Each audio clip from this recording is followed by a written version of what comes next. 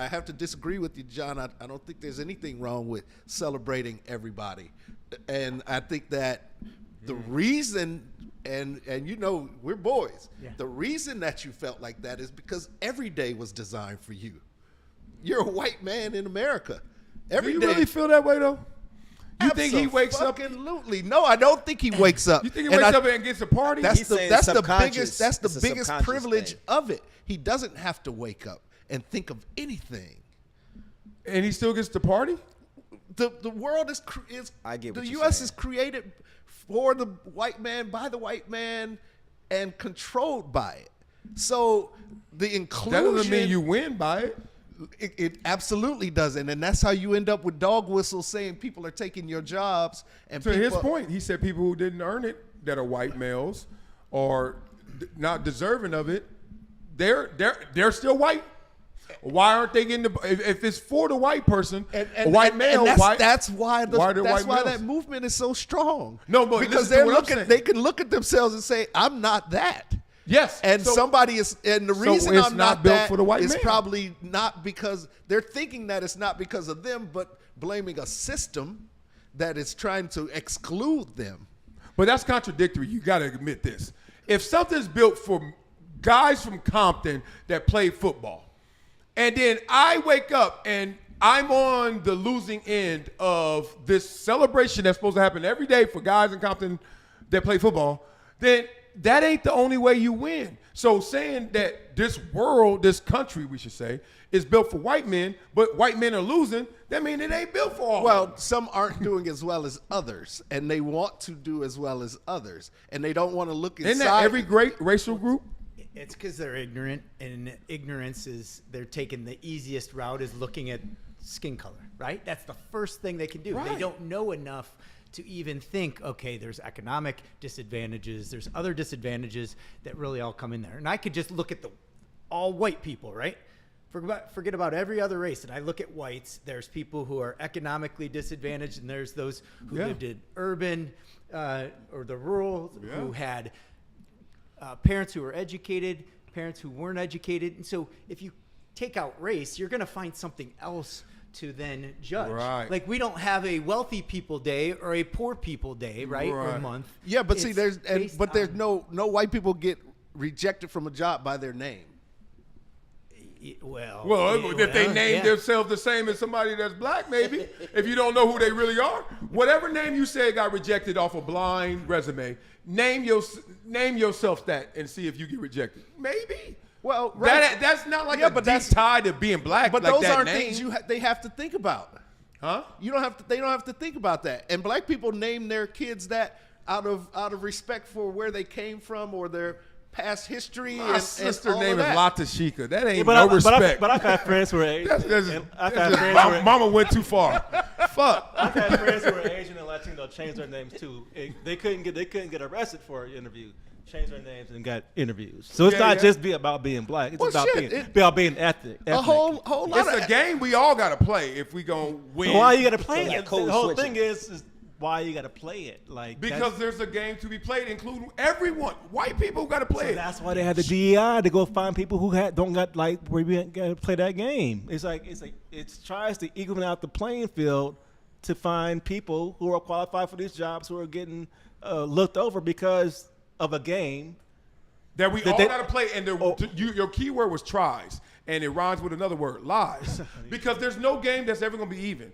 Dog, right now, I just got a text because we're playing football again, a new team. So all these basketball players are coming to play football with me. Our basketball team is converting to football.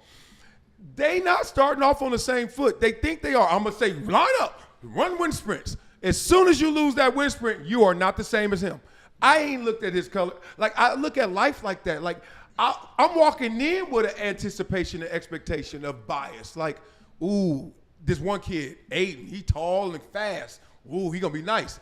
He may be sorry, but I already got him up a notch over somebody else. Like, I just don't know any game in this world where we ain't already walking in thinking, I'm leaning this way. I'm leaning this way.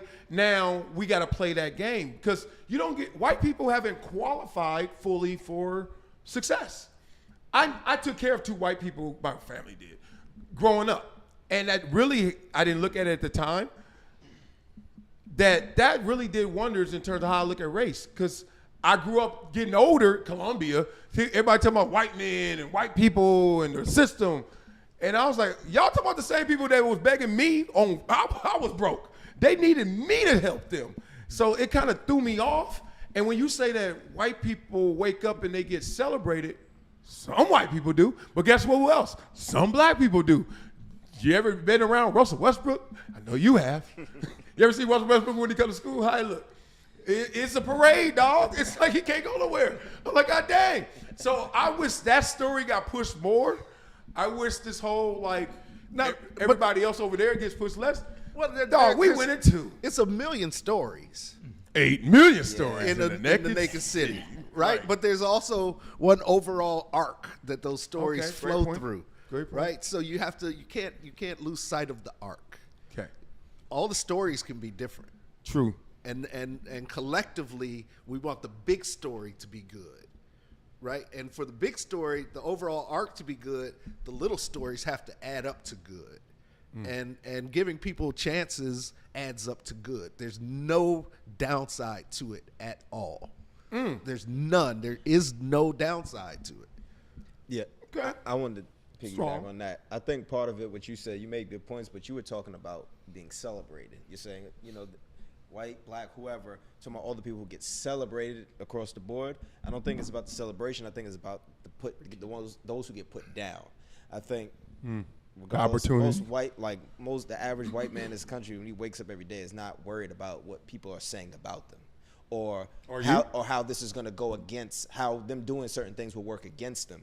But as a black person or in other minorities, I can't speak for them, but you do have to factor in some of these things. Like, so you talk about, we brought up the names. Like, you go to, you have no control of what name you were given.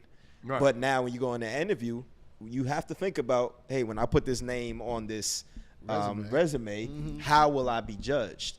And yeah, you could say, well, you know, the name, they shouldn't have named them that. But again, I get it. Past that point. Yeah, that's not your choice. But at his point, there's initiatives, and they were trying to like take that off too. Like, forget the name, forget the gender. Right, like, who filled out an application before, and you're like, they ain't asking me shit. Yeah. Like they just basically want to know my GPA or something, I guess. But John, what kind of agency? Like a talent agency? Media. Talent agency? No, media advertising. Okay, marketing. Yeah. But I'm listening. Yeah, but what Richie was saying along the line, he was like, you know, white men don't have to worry about that, and you're like, well, nobody's getting, you know, they have to worry about the same things.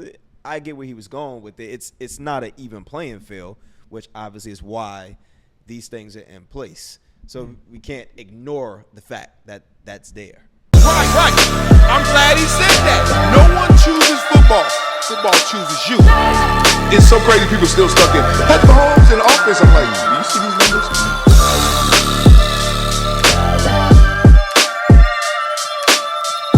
This is Marcellus Wiley on the rocks.